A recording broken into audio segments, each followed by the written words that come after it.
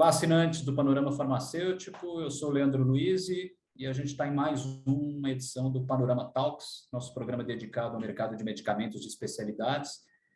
E hoje eu vou ter uma missão, eu não vou falar ingrata, mas porque a história é belíssima e tem muita coisa para contar, mas resumir 4 décadas em alguns minutos não é tarefa fácil, não. Mas a gente tem a honra de receber aqui o José Carlos Fellner. Ele acabou de encerrar um ciclo muito vitorioso aí na GSK de 40 anos, vai partir para novos desafios, mas fez questão de participar do programa e colaborar conosco nessa revisitação aí da jornada aí desse mercado de specialty care, de medicamentos especiais, e que é uma jornada realmente de difícil solução, né, mas que alguns heróis aí do setor sempre buscam encontrar, né, o melhor caminho, e temos muito a falar com ele nesse momento. Obrigado pela presença, Fellner. É um prazer. Foram 46 anos de indústria farmacêutica, né? Antes da GSK teve outros 6 em outras 2 companhias. Mas, enfim, vamos lá, vamos contribuir. Fica à vontade das suas perguntas. É um prazer também, é um privilégio. Legal. 46 anos, é uma bela história. E eu quero falar especialmente de um ano, de 1981, né? Porque é o período em que você inicia teu ciclo na GSK, e numa função inicial, né, ligada a vendas. Mas queria entender, né, como é que era, né? Isso é muito curioso para nós. Como é que era esse mercado de medicamentos de alta complexidade naquele período?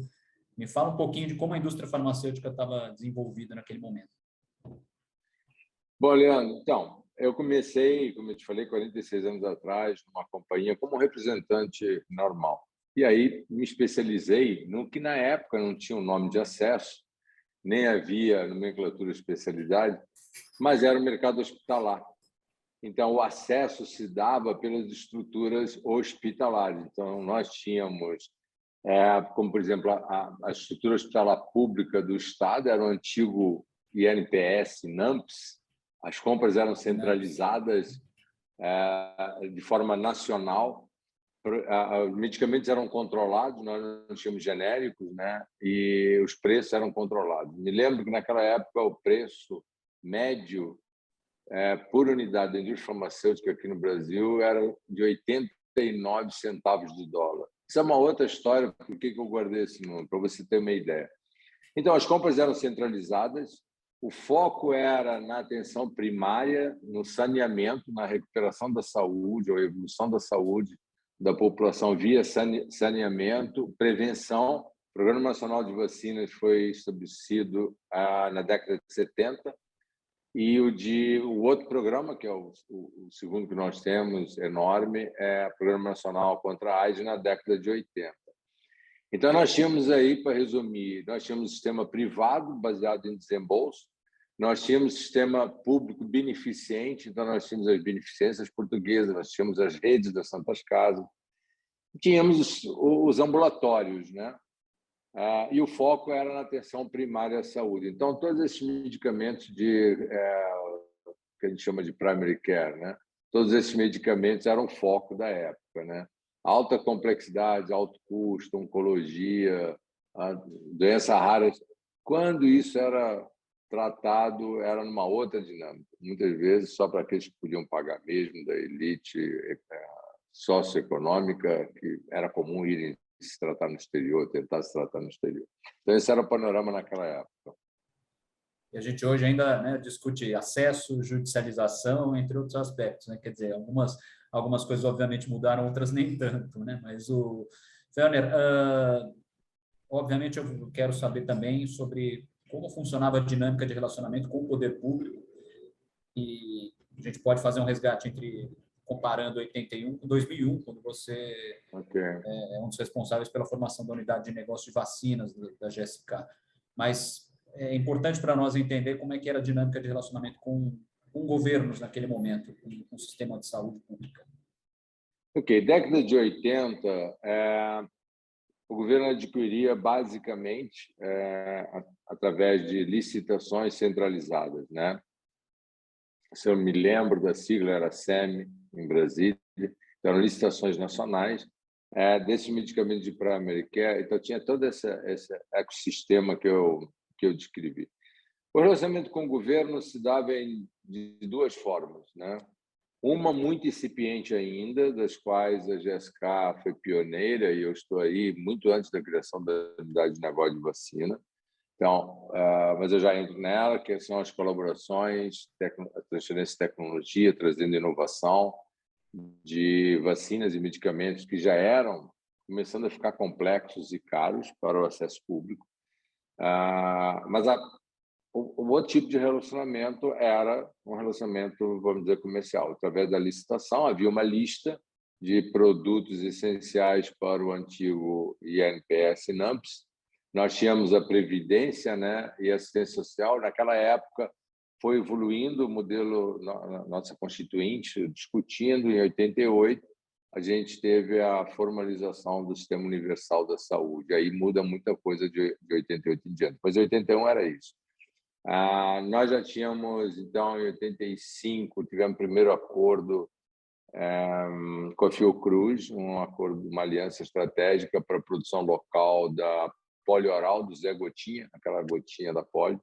Tem origem na GSK, com a Fiocruz, foi o início, que depois foi seguido por várias transferências de tecnologia, e a GSK foi pioneira nisso, em transferir tecnologia de produtos inovadores como uma forma de utilizar o poder de compra do Estado e a enorme população num programa nacional para reduzir o custo, conseguir ganhos de escala de maneira que os custos dessem acesso.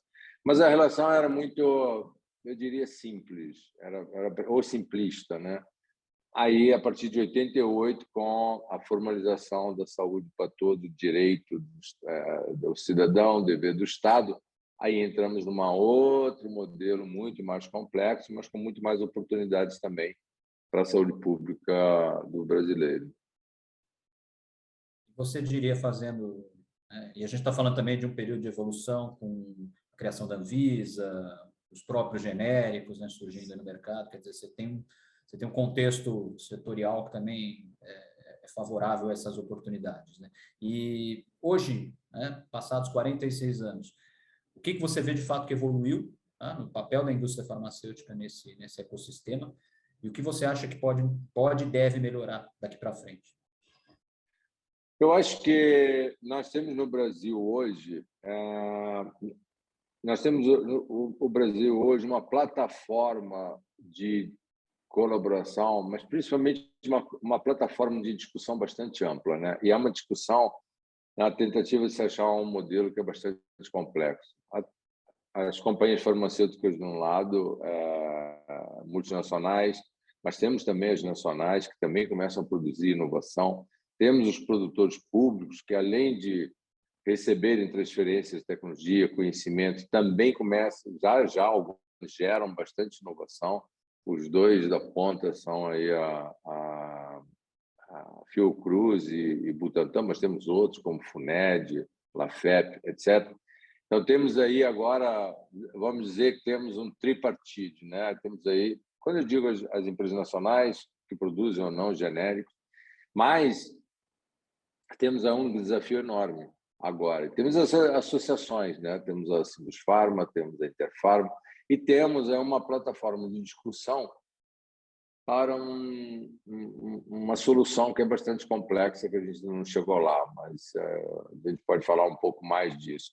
Mas a grande evolução é que hoje a gente já consegue uma interlocução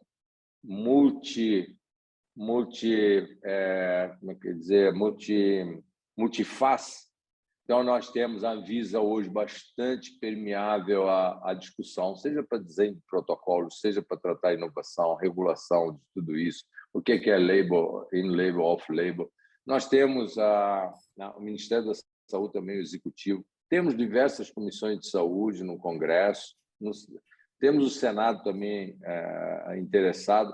Então, nós temos todos os atores que deveríamos ter. Essa é a grande evolução. Agora, o desafio é como a gente torna essa discussão multifacial como é que a gente a torna produtiva e como nós vamos achar nosso modelo, né? Nós temos aí, nós estamos muito parecidos com a Austrália, Inglaterra e Canadá. Esses 4 com o Brasil são os que têm um modelo considerados universais, e cada um com seus dilemas, né? É como financiar. Como você financia as drogas de alto custo e alta complexidade? Como é que você avalia? Como é que você desenha os estudos? Enfim, visando o acesso à saúde pública. Nós estamos falando de um país muito mais populoso, né, numa comparação aí com esses mercados que você citou, né? Sim. Eu tenho uma visão sobre essa questão de sermos mais de 200 milhões. Isso é muito bom, por um lado. Eu diria que nós temos muito mais chance do que a Austrália, o Canadá ou a Inglaterra, né? Sem querer ser polêmico. Quando você tem 200 milhões de brasileiros, e temos já uma legislação, por exemplo, para as doenças raras, né? Temos a Conitec, que é um grande avanço. Aí a gente tem uma chance que os outros não têm, que é a economia de escala.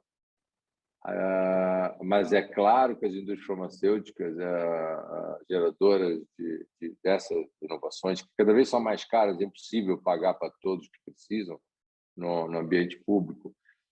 Mas com esse volume, mesmo as doenças raras, nós estamos falando aqui de 30, 40 mil brasileiros.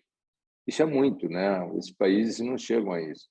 Então, a gente pode pensar em trazer para a produção local, né? Com parcerias, com colaborações. Isso aconteceu, por exemplo, com as vacinas, né?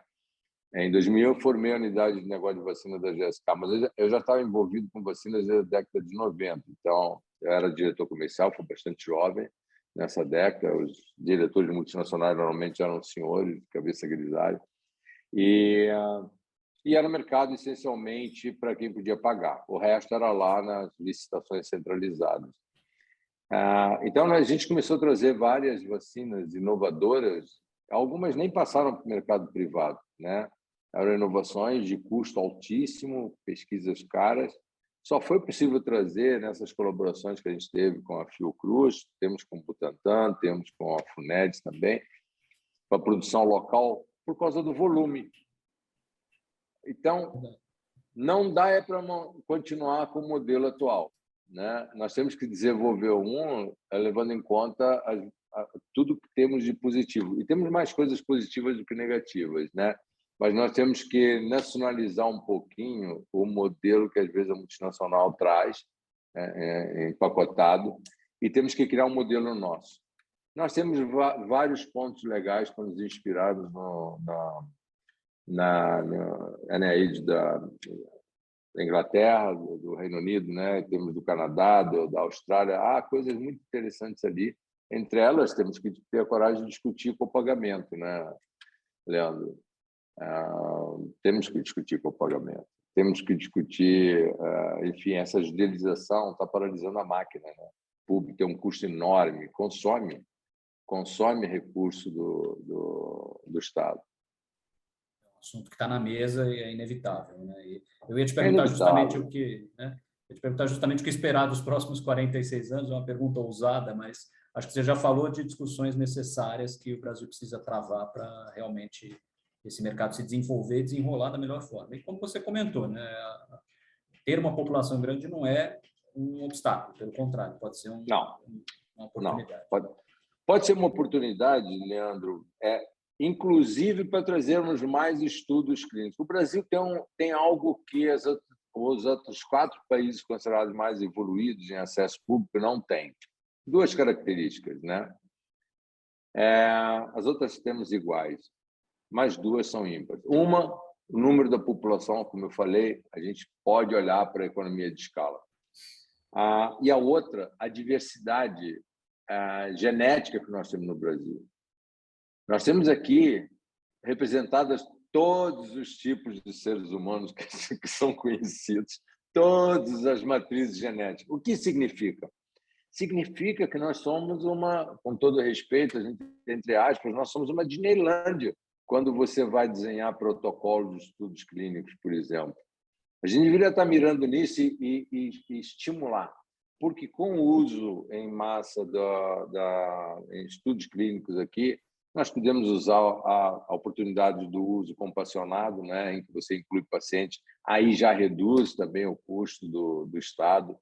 Precisamos desburocratizar isso, então a gente precisa pegar a associação das multinacionais farmacêuticas, das nacionais, nós temos, pegar também dos produtores públicos, colocar todos os interlocutores que podem modificar ou influenciar a mudança da legislação, mas o primeiro passo é colaborar, achar um modelo de colaboração, um modelo próprio para o Brasil. Mas é possível, Leandro, é possível.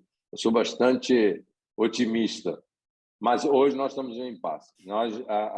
As inovações estão cada vez com um custo maior, né, por várias razões, e o orçamento é limitado, né? Então, não podemos, infelizmente, não podemos, nem de maneira privada, né, nem através das seguradoras privadas, nem as públicas, a gente consegue incorporar e tratar toda a população brasileira, embora seja um direito do cidadão, um dever do Estado, mas está ficando inviável. A resposta é realmente o modelo de cooperação e colaboração. Sim, tem que ser o caminho. A única forma. É obrigatório. Werner, a gente poderia ter mais alguns anos aí para discutir esse assunto, né? Mas a história, assim, acho que a tua trajetória é realmente enriquecedora e é interessante para a gente entender a dinâmica desse mercado, quanto ele evoluiu, quanto ele precisa evoluir mais para que o acesso seja realmente uma realidade. Então, desejo a você muita sorte, sucesso aí nesses novos desafios, né? Voos solos, né? E que tudo aquilo que você nos passou nesse momento seja em breve uma realidade. Obrigado aí pela sua presença. Obrigado, Leandro. Obrigado pelo convite. Foi um prazer. Espero que vocês tenham gostado de mais essa edição do Panorama Talks e já deixo aqui a dica. Acesse o nosso canal no YouTube, ative as notificações e esse conteúdo também está disponível no portal panoramafarmaceutico.com.br, nas nossas redes sociais e também em grupos de mensagem. Um grande abraço e até a próxima.